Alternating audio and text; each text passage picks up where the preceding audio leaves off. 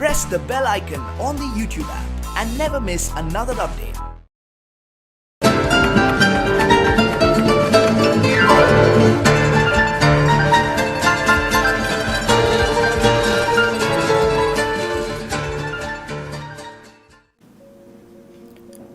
Hi friends, నా పేరు చందు. మీరు చూస్తున్నారు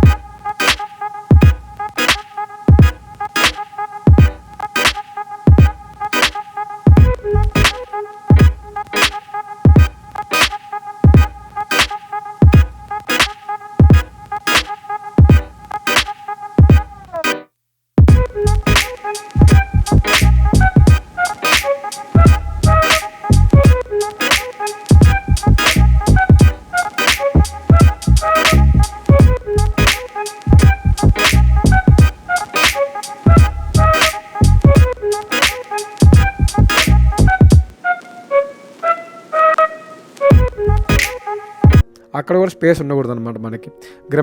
గ్రామర్ మనం చూసుకుంటే ఇప్పుడు చూడండి ఇట్టుకు వచ్చింది. సో నేను ఏం చేస్తాను, ఇట్ స్పేస్ డిలీట్ చేసేసి ఇప్పుడు ఇట్ అని టైప్ చేశాను అనమాట. ఇప్పుడు చూడండి నాకు గ్రామటికల్ మిస్టేక్ అయితే రాదు. చూడండి, చూసారా? ఇప్పుడు చూడండి October 25th అనగా దీనికి మనం ఏం చేయాలంటే స్పేస్ తీసేసాను. సో ఇప్పుడు నేను మెన్షన్ చేసినప్పుడు నాకు ఎటువంటి గ్రామటికల్ మిస్టేక్స్ అయితే ఉండవు. నెక్స్ట్ అలాగే ఫస్ట్ వర్డ్ అనేది మీరు టైప్ చేసిన వాటిల్లో మీరు స్మాల్ టైప్ చేసినా కూడా అది మీకు క్యాపిటల్గానే తీసుకుంటుంది. ఇప్పుడు చూడండి స్మాల్ టైప్ చేసినప్పుడు నాకు రెడ్ మార్క్ వచ్చింది. ఎప్పుడు కూడా మనం ఏదైనా పారాగ్రాఫ్ స్టార్ట్ చేసేటప్పుడు స్టార్టింగ్ లెటర్ అనేది మనకి క్యాపిటల్గానే ఉండాలి. ఓకేనా? అదొకటి గుర్తుపెట్టుకోవాలి మీరు. నెక్స్ట్ అలాగే మనము చూసుకుంటే నోట్స్లో మార్జిన్స్ అయితే మనం కొడతాం. ఎందుకంటే ఒక లుక్ కోసం, ఒక అట్రాక్షన్ చూడంగానే కొంచెం అట్రాక్టివ్గా ఉండేదానికి మనం మార్జిన్స్ అయితే కొడతాం నీట్గా. అంతేగాని ఎక్కడ పడితే అక్కడ రాయం కదా. సో అలాగే మనకి మైక్రోసాఫ్ట్ వర్డ్లో కూడా రూలర్స్ అనేవి ఉంటాయి. హారిజాంటల్ రూలర్ అని ఉంటుంది, అలాగే మనకి వర్టికల్ రూలర్ అనేది ఉంటుంది. సో ఈ రెండింటిని బేస్ చేసుకుని ఏంటంటే మనకి ఆటోమేటిక్గా కొన్ని మార్జిన్స్ అయితే సెట్ చేసుకుంటాం. ఇక్కడ మీరు చూస్తే చూడండి, నాకు ఇక్కడ గ్రే స్పేస్ కొంచెం ఉంది, వైట్ స్పేస్ కొంచెం ఉంది. ఇక్కడ చూస్తే వైట్ స్పేస్ అంటే అర్థం ఏంటంటే వైట్ స్పేస్లో మీరు ఎంత అయితే ఉంటుందో దాంట్లో అంతవరకే మీరు మ్యాటర్ అయితే టైప్ చేయగలరు. గ్రేలో అది మార్జిన్ కింద వెళ్ళిపోతుంది. ఇప్పుడు చూడండి, నేను అక్కడ టైప్ చేస్తే వర్టికల్ రూల్లో చూడండి, నాకు ఇక్కడ నేను కావాలంటే స్పేస్ని ఇంక్రీజ్ చేసుకోవచ్చు, మార్జిన్ని డిక్రీజ్ చేసుకోవచ్చు. అదే మీరు నోట్స్లో ఒక్కసారి మార్జిన్ గీస్తే మళ్ళీ మనం దాన్ని తుడపలేం. అవునా కదా? ఇప్పుడు చూడండి, నాకు ఇక్కడ కావాలంటే తగ్గించుకోవచ్చు, ఇంకొంచెం పైకి కావాలంటే పెంచుకోవచ్చు. సో ఇలా ఏంటంటే మీ ఇష్టం. సో ఇలా ఏంటంటే మీరు ఆ మార్జిన్స్ అనేవి మీరు ఇక్కడ మనకి ఇష్టం వచ్చినట్టు మన డాక్యుమెంట్లు ఎలా రావాలి అని చెప్పేసి మనం ఇష్టం వచ్చినట్టు మనం మార్చుకోవచ్చు అనమాట. సో మైక్రోసాఫ్ట్లో ఒక బెనిఫిట్ అనుకోవచ్చు. సో ఇలా మనం కొన్ని రూల్స్ అండ్ రెగ్యులేషన్స్ కానీ మనం పాటించినట్లయితే మనం ఒక డాక్యుమెంట్ని పర్ఫెక్ట్గా, అట్రాక్టివ్గా, ప్రొఫెషనల్గా మనమైతే తయారు చేయొచ్చు. సో ఇది ఫ్రెండ్స్ మన టాపిక్ అయితే. సో నా వీడియో నచ్చినట్లయితే లైక్ చేయండి, షేర్ చేయండి, కానీ సబ్స్క్రైబ్ చేయడం మాత్రం మర్చిపోకండి friends. Me friends and family మెంబర్స్తో షేర్ చేయండి. అలాగే మీకు ఎటువంటి డౌట్స్ ఉన్నా కింద కామెంట్ సెక్షన్లో కామెంట్ చేయండి ఫ్రెండ్స్. అలాగే మంచి వీడియోతో మళ్ళీ మీ ముందు ఉంటాను. అంతవరకు thank you. Have a nice day.